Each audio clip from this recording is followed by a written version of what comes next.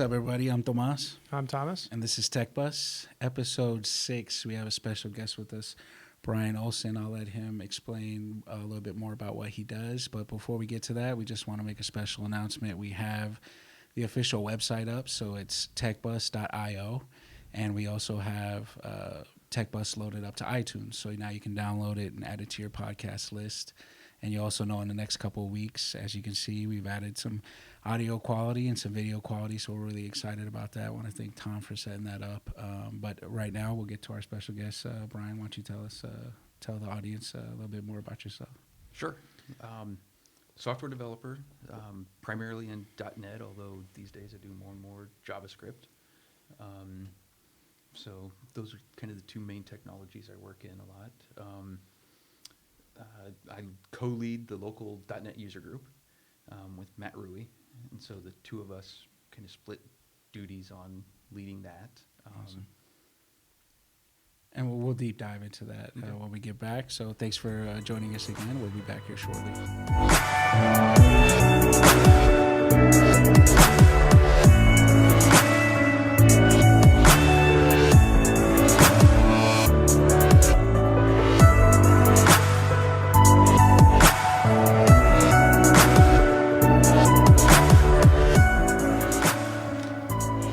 Everybody, thanks for tuning in. We're going to get talking here to Brian about a few different things. So you run the .NET user group here in town with Matt Rui. I guess, can you tell us a little bit about that, the history, and what exactly you guys are trying to accomplish, that sort of thing? Sure. Well, the .NET user group here in Omaha has been around for quite a while. It was launched in the original days of .NET, so it's been around for quite a while, and it's gone through a few different leaders. And I started, Matt had asked me probably, it's probably been 4 or 5 years now, if I would mind co-leading it with him. And ever since then, I've been doing that with him. Mostly the responsibilities are lining up speakers, lining up sponsors, finding places to have the meetings. And I guess a couple years back, we rewrote the website. What's the mission of the group? It's just to kind of further expand Microsoft technologies, continue to drive interest in Microsoft technologies. The group that I'm a part of is the Microsoft.NET user group, but we're also closely associated with a couple of other user groups here in town. There's SQL user group, and at different times there's been a team services or team foundation server user group that's also been on our website. So our actual domain name is omahamtg.com, and that's Microsoft Technology Group, MTG. And so it was kind of seen as a central point for all those Microsoft user groups and whatnot to form around. Okay. So is it mainly just speakers, or do you guys actually dive into it? Do you guys create stuff, or? It's pretty much just speakers. Okay. We did, it was probably 2, maybe 3 years ago. Matt Rui had set up a code challenge tool set. And it was basically a server that you could put in a different code challenge in. And then we could have sessions where we would have competitions, basically. Yeah. Some of the challenges were like solve a Rubik's Cube. Where they'd have to write a program to take the Rubik's Cube, analyze it, and solve it, send the right movements in order to solve it. There was one related to stocks. You basically had to pretend like you were running a stock buy, sell to make the most amount of money and stuff like that. Nice. And so we had code challenges like that around there. Haven't actually done that in a couple years, but all the technology's still out there and stuff like that. That was mostly Matt. I tested a few things for him, but he did most of the work on that one. Nice. So what are some of the most interesting speakers you guys have had at that, and what do they talk about? A little bit of everything. We do try and get local speakers when we can, just to kind of foster the local community and stuff like that. just last night we had a speaker who was local, Dan Nash from Kiewit. He Oh, came nice. in and presented about the HoloLens. Oh, Um, nice. So that was certainly a cool presentation to see that equipment, and that was a local speaker. Um, Another kind of standout speaker that we had in the past is, don't know if you guys have ever heard of .NET Rocks podcast. No. Um, it's a pretty well-known, pretty popular podcast in the .NET world. Nice. And a few years back, they had a road trip Oh. where they all got in a RV or whatever and drove cross country, stopping at different user groups. And ours was a user group that they chose. So we had set up with them. We're out at Embassy Suites and Oh, we nice.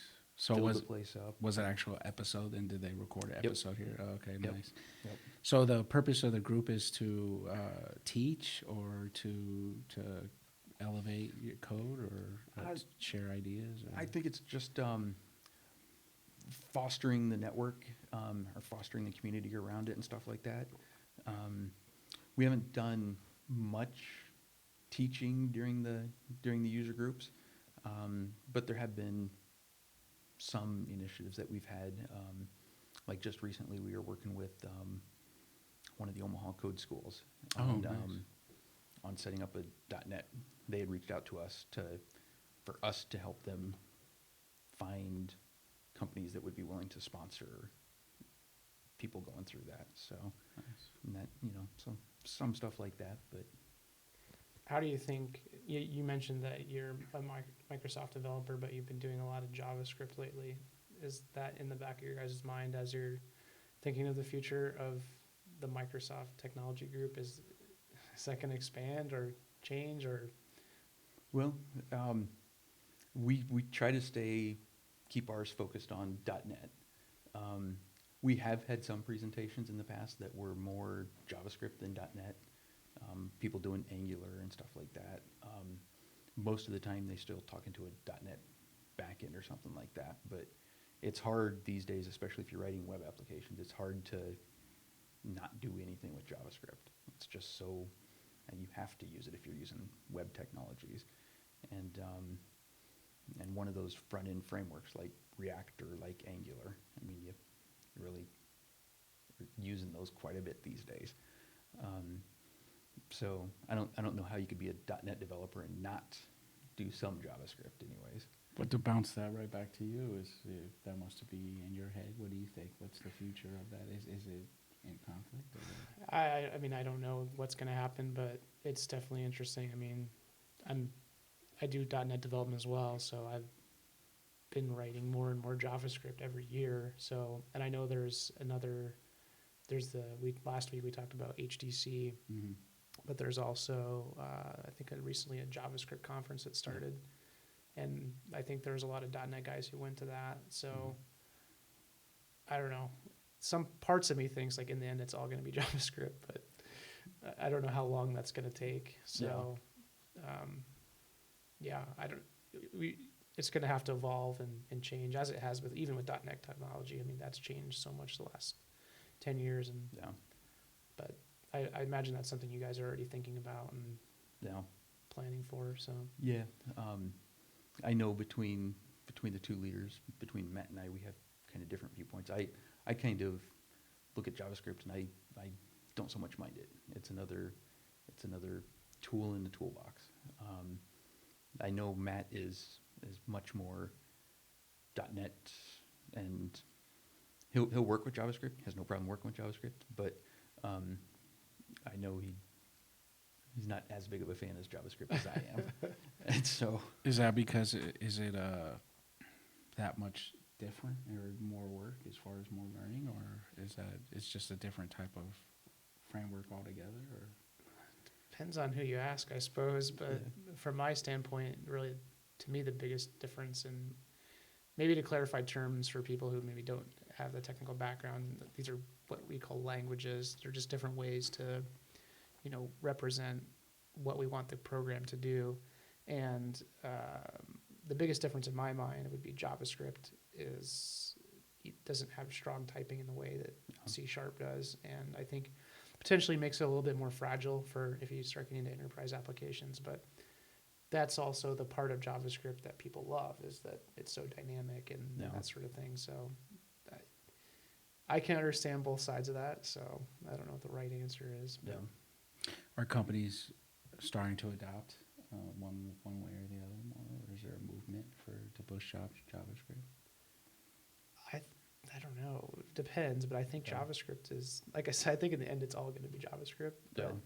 I don't know how long that's going to take. Yeah. I don't know your thoughts. Well, I mean, I think here in Omaha, I think Omaha is still kind of a Java and .NET town. Okay. But all of those, if they're writing, like I say, if they're writing web applications, they're using JavaScript on the client. There's just no way around it these days. And so even if they're a .NET shop, they're still doing some JavaScript. Just depends on how much they're embracing it. And I think you're seeing more and more even starting to do, even a few places here in town starting to do some JavaScript on the server with Node.js. So, Oh yeah, you were telling me about that today.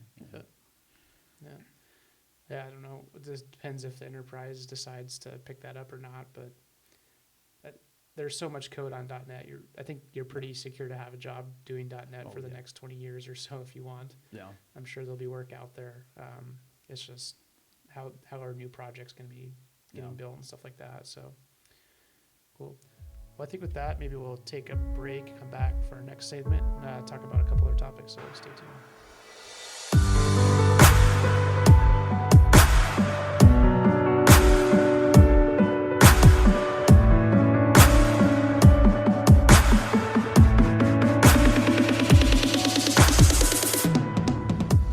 Thanks for coming back.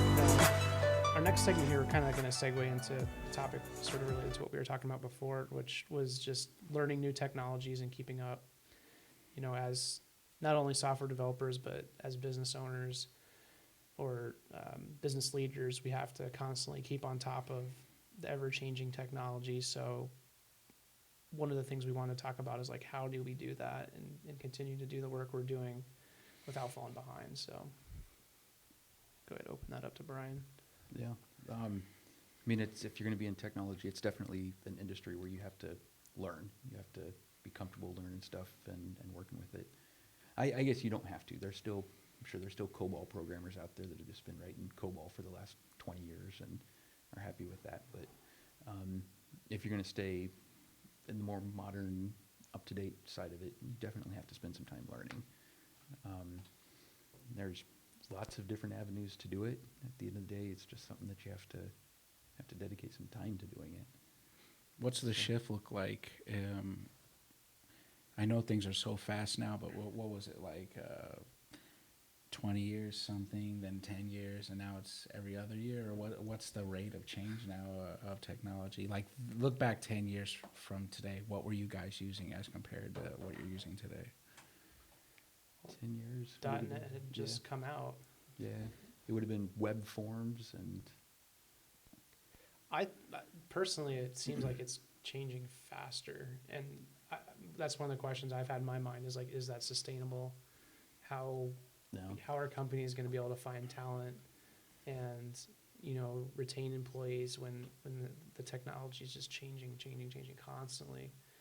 I think there has to be some level of balance. Like, change just for the sake of change isn't always a good thing. Like, it has to have a real valid reason. So I think a lot of times when I hear about new technologies coming out, maybe earlier in my career, I was like really excited and like everything that came out was like, oh, this is the next coolest thing. But now I've kind of become more, I don't know if jaded is the right word, but just more like, hey, let's wait and see, and like, what's the real value that this brings to the table, rather than just saying, oh, it's the next cool thing, so we have to adopt it. So we have to be kind of strategic in what technologies we adopt as a company, as software developers. Like, it's an investment to go learn a new language or a new framework, and you have to really kind of maybe think wisely about like what you're going to learn, because you can't learn it all. You just can't. There's too much out there.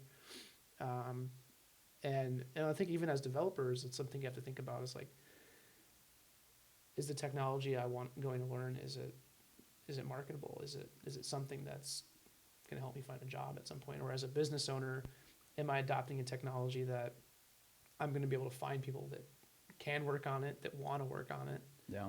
And I think a lot of times you see that with companies too. It's like if they don't keep up, like say you're a company talking in the .NET world working on web forms, which is sort of an older version of the technology. Like I think you're going to have a hard time finding people to come work for you. Yeah. So If you get too far behind, yeah. So does it have to be, in your opinion, Brian and Tom, truly evolutionary? Because when .NET came out, was it like evolutionary in the way it was built and what its uses and stuff like that? evolutionary or revolutionary? Revolutionary, excuse me. It's because it's sustained for so long, right? Like, was it truly something brand new? Was it, you know? I think, I mean, if you look at what it replaced classic ASP, Okay.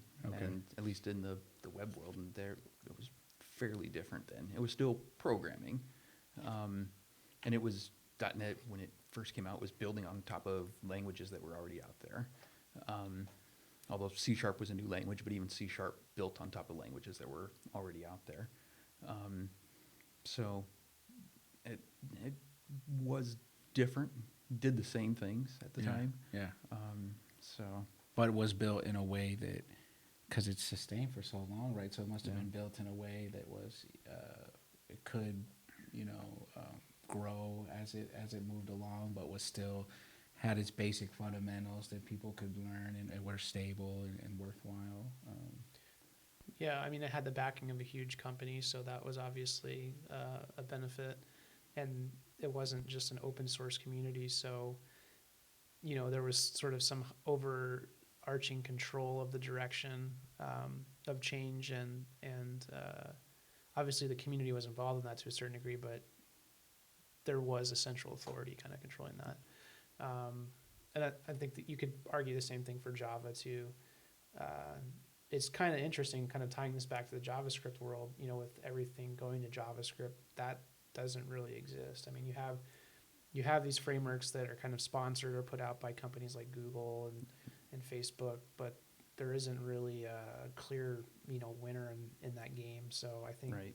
I don't know if we're maybe we're at the early stages of how things were in 2000, 2001 with .NET and Java and, with all these JavaScript frameworks coming out. And that seems to be like, if you're a C# developer, I'm not really worried that C# is going to change a whole lot.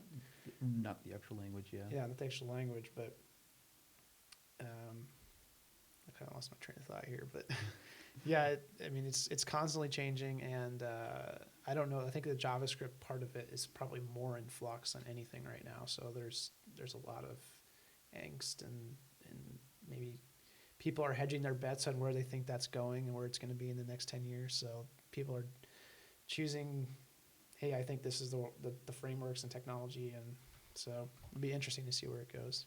I think it takes a discipline to be proactive in learning. So for like people who need to realize that with technology, where are some places that these community hubs live where you could stay on top of what's coming out or what may not, this came out and it was real flashy, but hey, I'm trying to tell you in a couple years that's not going to be worth it. Where are some places you guys know of that where these communities live, like where people could stay on top of that kind of stuff? Well, I think so. User groups are one source. Okay. And you're not going to learn how to do it, but you're going to kind of learn about it and stuff like that.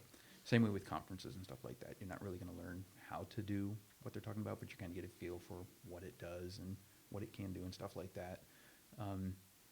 Two other sources that I use quite a bit, tools like Pluralsight.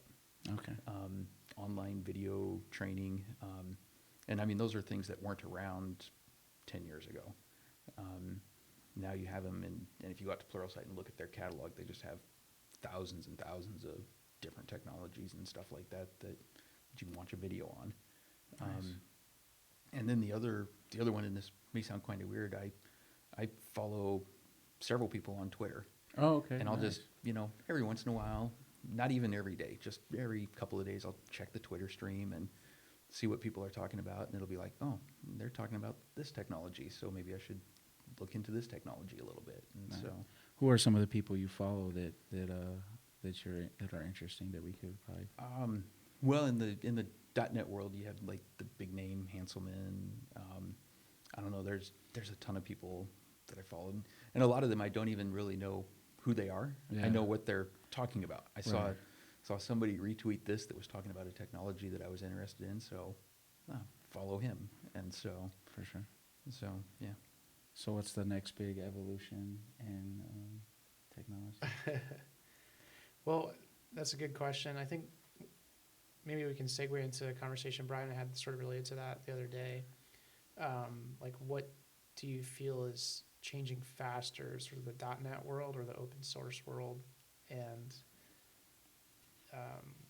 does that affect your decisions as a developer and as a business owner? Like, what side of the fence you jump on for that, or is that fence kind of becoming more blurred? Explain that before we jump into it. Like, what's the two differences, or what do you mean? Sure. So Microsoft is kind of like the 800-pound gorilla in the room. Like, they're the huge company. Everybody's heard of them. So they kind of have a technology stack that, like I was saying before, is kind of has a top-down management type of style. And it's been kind of,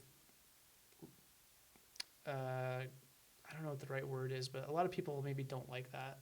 They like more of the open source. Like, open source is, when I say open source, I mean more community driven. Like, it isn't built by a corporation, so it's just a bunch of people at their house or at their job or whatever contributing to these software packages that people use.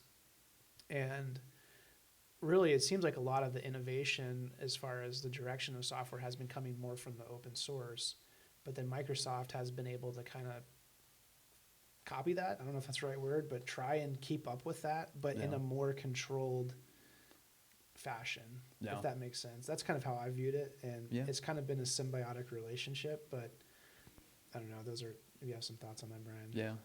Well, and with this .NET Core that Microsoft recently released and has been working on for the last 2 years, actually more than 2 years. I mean, they were trying to get more community involvement with it, and I think they did succeed to some degree, but it is still controlled by Microsoft. It is still controlled and directed by Microsoft, where a lot of the JavaScript packages, I mean, there's some really popular JavaScript packages out there that are controlled and dictated by one individual who, Like John living in his mom's basement Yeah. in like Yeah. Texas somewhere. Yeah. And his package is like, running like, thousands of enterprise businesses software and stuff like that. Someone was telling me a story about I think this was at the user group or the conference we went to recently, but there was a Ruby gem or some JavaScript framework. I can't remember what it was, but it just like appended text Yeah. that added like padding to a text. And somebody took that out of the repository and it like broke like millions of apps or something like that. He had a reason for taking it out. I can't remember what it was, but yeah, he unpublished it from NPM, and so many things were depending on this that you saw a scramble of people to try and go and replace it and whatnot. So, I mean, back to my original question, what do you think? What do you think changes faster, the Microsoft world or open source? I think right now the Microsoft world is probably changing faster just because of the .NET Core and stuff like that. Open source, if you find a good project or a good toolkit, whatnot, some of those don't change as fast, but then some of them kind of do. I really like React.js, and one of the popular router frameworks for it recently released a new version that was not fully backwards compatible with the last version, and so saw a lot of angst from the community that this all changed and we can't upgrade to the latest one because it would break everything and whatnot, and so there is some of that, but it's For businesses, is there a lot of risk using these open source type of communities? Or? I mean, there's potentially. I think there's a lot of things that are vetted and, have been around for a while and established. But I think that might be something that's confusing, for business owners. Maybe as technical guys, it's kind of easy to talk through these things. But I don't know, what advice would you give for people who maybe have a business, or it doesn't have to necessarily be a small business, but maybe even a larger business that's thinking about implementing technology kind of starting from the ground up, so to speak, or starting from something small, like how do they navigate that? What would your Right. recommendations be for them? Well, I think there's risk in anything, and there may be some element of risk going with like an open source toolkit or something like that. Let's just talk about Angular. There may be some risk using Angular that Google will close up shop on it and say we're no longer going to do this, and you're left out there with nothing. But on the other hand, to not use a toolkit like that and instead go out and do it yourself, there's risk in that too.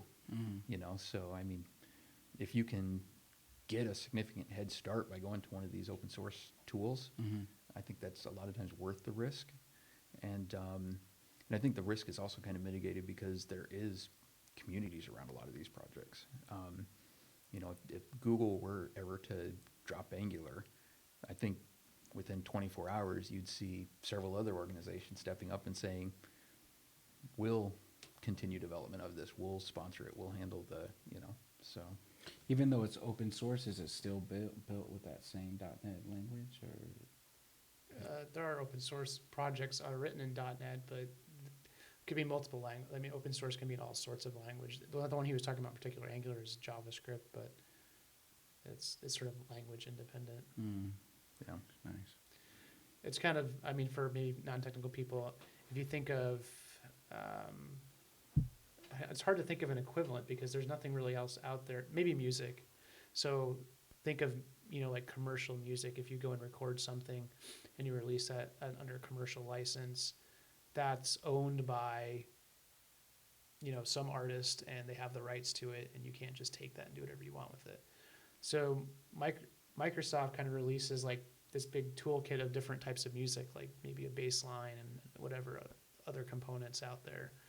And they're available for you to take and incorporate into your own music and that sort of thing. But for open source, imagine you have like just people out there on the internet who are like, hey, I like this song, and there's like 2 guys contributing on it, and they're like, here, we're going to put this out there for free, and you can take this piano riff, and you can take it and make something better with it, and everybody's just kind of contributing in kind of an open fashion, and it's free, and there's different licenses and stuff like that. So how is that?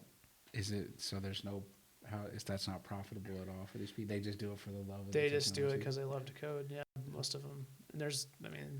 And maybe that's why it's unique, because I don't know. Well, there are some big companies behind it, behind Some of the some projects. these projects. Angular has Google behind it. Yeah. React has Facebook behind it. And so they're putting money into it, paying their developers to contribute to open source projects. And Microsoft is actually contributing a lot to different open source projects. I think a lot of it is behind the goal of getting things working in their cloud, because I think with regard to developers and stuff, that's one of Microsoft's big goal is we don't care what you run, just run it in our cloud. And so yeah. Did you pose that question because you think with the community the way it is, eventually the developers are going to run they're running things because we want to build what we want to build, and we want to be revolutionary, and we're not going to wait for you guys to get behind our vision? Do you think, is that what it's going to end up being?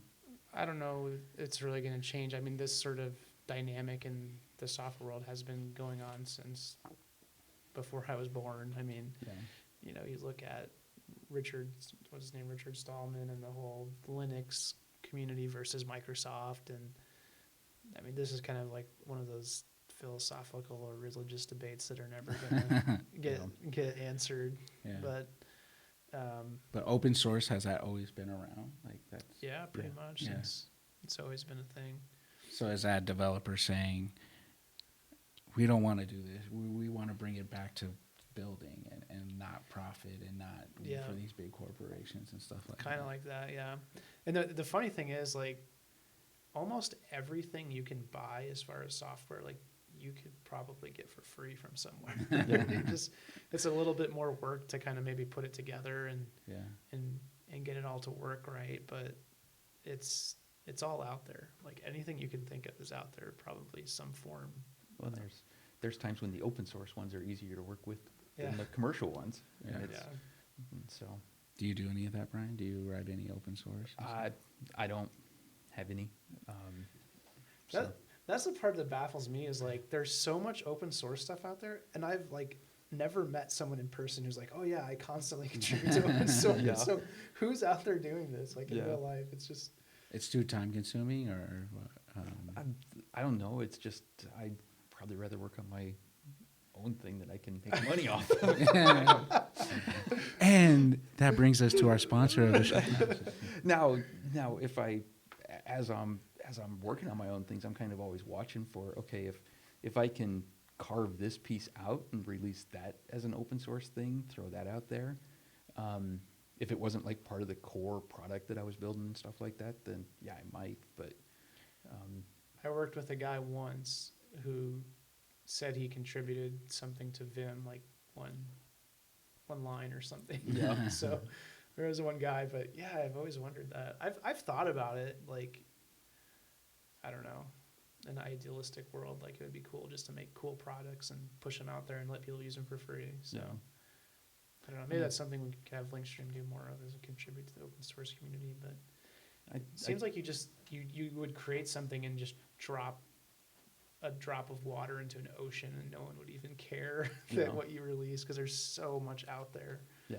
I don't know how that would work. But I think there are some, so like .NET is now open source. The new version .NET Core is open source. And they've gotten a lot of developers to contribute to it.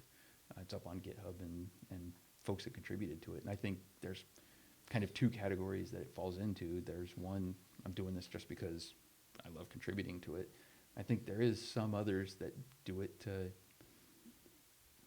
because it looks good on their resume. Yeah, for I'm sure. contributing to this. There are also other companies that, there was one game that they had talked about at one of the Microsoft conferences that's built on .NET Core. And this company had contributed back a whole bunch of performance increases to .NET Core because they wanted those performance increases for their game that they were building on this. And so, That's awesome. Cool. All right, I think it's a good point to kind of cut this segment off, and then we'll come back. Talk about some talk about helicopters. 3D printing and quadcopters. So Yes, stay some tuned. helicopters. All right, welcome back, guys. Last segment here, we're just going to kind of talk about some of Brian's hobbies. So we talked earlier, 3D printer and quadcopters. So you're the second drone flyer we've had in here. Okay. So And 3D printer. Arthur Doller was talking about Oh. that. yeah, second. So we're seeing a pattern here. Yeah. well, I have to clarify, I'm not actually a drone flyer, I'm a drone crasher. Oh, okay. Nice. So, So- yeah, tell Oh, us. go ahead. Yeah, tell us more about the first. Start with the. Let's save the best for last. I want to hear about these copters. But what do you do with the 3D printer? Well, I actually got into 3D printer a couple years ago, and actually Matt Rui purchased one, and I was like, oh, that's pretty cool. He brought in some samples of thing he printed off, and I shortly after that went out and bought me one too. Nice. So it's a, if I'm honest about it, right now for me anyways, it's a really expensive toy. Okay. But it is pretty cool what you can do with it.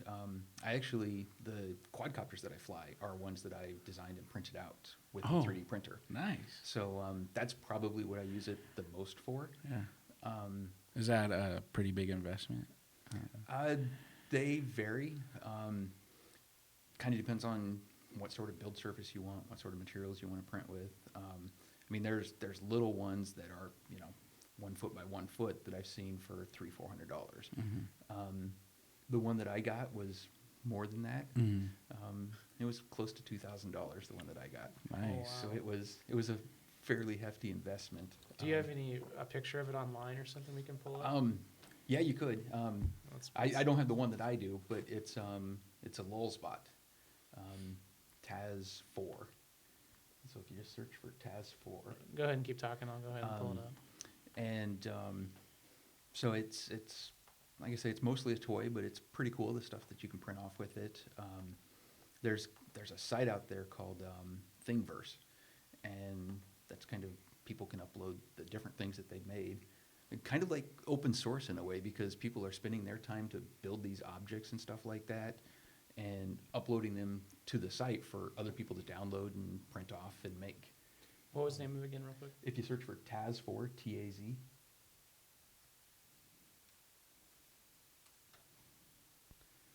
Okay. Oh, nice. So you're gonna spend about $2,000 on. So, I've thought about trying to get into 3D printing, but everything I've always seen on there just seems like hokey little cheap plastic toys. Like, is that like the first generation, and now some of the stuff you can kind of do cooler things with, or like this one right in the picture? Yeah. Well, and that's probably most of what I've built on it, used it for, is little cheap toys like that. If you look into it, there are some really interesting things that folks have made. There was one, and I haven't made this one yet, but I found a guy that released parts and designs for a actual fully 3D printed clock. And so, nice. all the gears and windings and everything like that are 3D printed, and it's one of the pendulum clocks and stuff like that. And it's a toy again, but it'd still be kind of an interesting toy to put together. And What's the and make. learning curve with something like this? Depends on what all you're going to do with it. If you're just going to be printing off other people's designs, it's not too terribly much. I think I had my first item that I printed off up and printing in probably less than half an hour.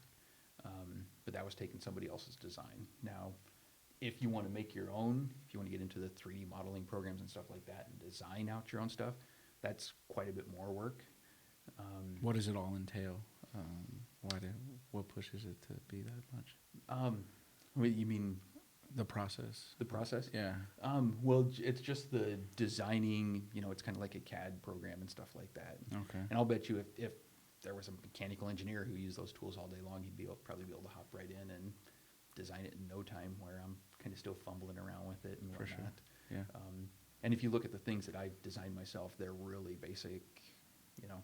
Here's a square. Now I put a triangle on this end. Have you had a scenario come up? The one application I thought for it that would be kind of cool is like if you had, I don't know, like a vacuum cleaner or some other kind of thing around the house, and like one of the little pieces broke on it, and you're Yeah. like, I could make that little piece and repair this instead of having to go buy a brand new vacuum cleaner. Has that come up?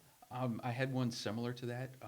My dryer, my clothes dryer, the little piece that pushes in the sensor so that it knows the door is closed, that piece had broke off.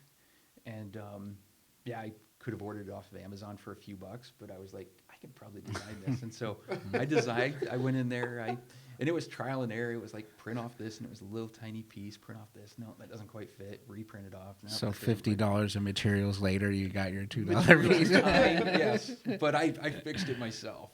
Yeah. So now you have the CAD for like the sensor prong little- on a particular Whirlpool dryer. Yeah. Sweet. That's a good ad. So It's a good thing to have on yeah. in case you need it. Do you have any examples Did you of open your... source that? Oh, sorry. No, I didn't. I didn't. There's some guy out there right now looking for Probably. that, and he's spending that $5 on Amazon. Do you have any examples of your copters online? I don't have them. I Okay. can point you to my GitHub page, but then you just see the raw 3D files. Okay. But yeah, I don't have any pictures out on the internet that I could pull up here. So what do you print? Like you print the propellers and everything for the quadcopter? Not the propellers, just because the propellers are spinning so fast that the 3D printed, the propellers are spinning around so fast, you want them balanced just right, otherwise it won't be stable and stuff like that, and it'd be really hard to get it, number one, printed balanced correctly, and then it'd also be difficult to find the right material and combination to get it to stay together under that much force. So I typically just buy the propellers. And most of the quadcopter, the current designs that I've been doing are basically carbon fiber tubes. And then the 3D printed parts are holding together those carbon fiber tubes. And then you're mounting the motors onto that. So What do you do with those? You just... do you meet up with the other people and race and stuff like that? Or? it's another thing. Matt Rui's into it too. And so we've gotten together a few times and just go out and fly quadcopters. Nice. Like I say, I'm not very good at flying them. I'm Yeah. very good at crashing them. Yeah. And some of the crashes are quite spectacular, which is actually kind of nice. Why kind of one of the nice things of being 3D printed, because I crash that, I destroy that part. The carbon fiber stuff isn't going to break. That's pretty sturdy, but the 3D printed parts will break and shatter, and I just go print off some new parts. And I actually just had a thought of a drone demolition derby. yeah, That would be pretty cool to watch. yeah, Somebody's got there's listeners out there. If someone comes up with that, let me know. that would be cool. So, Or laser tag. I'd go watch that. Put a Yeah, little like laser tag. you could put anything on you want it, like a Yeah. flamethrower or like Yeah. whatever. I can't think of anything else offhand. Seems a bit dangerous. Yeah, make sure. Have an arena like with the plexiglass or something around. Is this like that show that had where people built their cars that destroyed other cars and they? You never been to a demolition robot. derby? Yeah, the robot show Robot where Wars. they that's But Demolition Derby is just the Robot Wars was just the next evolution on Yeah. on Demolition Derby. yeah. No, I've never been to a Demolition. demolition You're- derby.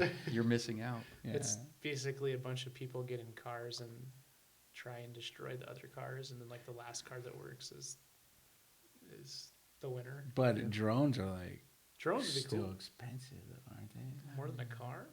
Well, no, not more than. I mean, No, not more than a car, but I mean, nobody's gonna want to mess up their drone because Yeah. their drones are well, super the ones expensive. that I'm printing out, by the time you get all the parts to it, you're probably going the route that I did. You're probably looking at an initial investment of $500. For one And- drone? Well, a lot of that stuff you can use on your next drone. So that's like the controller. You can use the controller on your next drone. And that's probably even on the high end if you're doing it yourself like that. So my son, we had an old computer downstairs, and he tore it apart, like the CD-ROM drive and everything, and Yeah. he drew up these plans, like literally to make a robot and everything. Nice. So with the 3D printer, and could I make a robot Yeah, of some sort? yeah. There's robots that people have made and put out there and stuff. And I mean, crazy amount of stuff that people will do with it. There was one guy that I came across who built himself a 3D printed Iron Man suit. With a little face mask that goes up, motorized and everything, goes up Nice. and everything. And so, they just all sorts of uses for it. Is That's there a real practical one too. Yeah, that's real practical. is there a way that do you see entrepreneurs using this technology to start their own business and stuff like that? Is there a community for that? or- There are kind of two ways that I see companies using it. First off, there are some companies out there that are in the business of 3D printing things. Okay. So you don't have a 3D printer, but if you find a design online that you like, you can send that design to these companies. They'll print it and ship it to you. And there are a couple of companies out there. I think the biggest one is called Shapeways, if I remember right. Okay. And I think another interesting area is like companies that are doing manufacturing things or engineering companies. They can use this to prototype items. Oh, okay. And where it used to be they'd come up with their 3D model in their CAD program or whatever, and they'd send it off to a manufacturer to create that prototype, and it'd be several week-long process, and then they'd get it back. Where here's something, they can design it, and then they can throw it on the 3D printer, and tomorrow morning they'll have their prototype that they can pick up and turn around and stuff like that. Nice. So Very cool. yeah. Well, I think we've kind of run to the end here, so thanks for coming on, Brian. The last thing we usually do is give our guests opportunity to give any sort of plugs for really anything, websites or how people get in touch with you. So Yeah. You can find me on Twitter under the name @HeroForHire, and I think it's actually @HeroForHire DOTCOM. Other than that, you can check me out at the Omaha user group, and the address for that is just omahamtg.com, and we list all of our events on there, and so you can come and check us out there. okay, cool. Nice. And I heard you guys have a pretty pretty cool speaker lined up for next. Yeah, I heard we do. Yeah. Who was that? I heard different. I heard that guy was a jerk, man. Tom's coming to present. to Oh, us it's next. Tom. Never Yeah. mind. I didn't hear any of that. Yeah, so check that out too, and we'll link that stuff in the show notes. So, Awesome. all right, cool. Thanks for coming on, Brian, and again, check us out at techbus.io. Give us some feedback. Subscribe. Subscribe. iTunes recommendations too helps us get this out to more people, so we appreciate that. For sure. All right, thanks a lot. Thanks.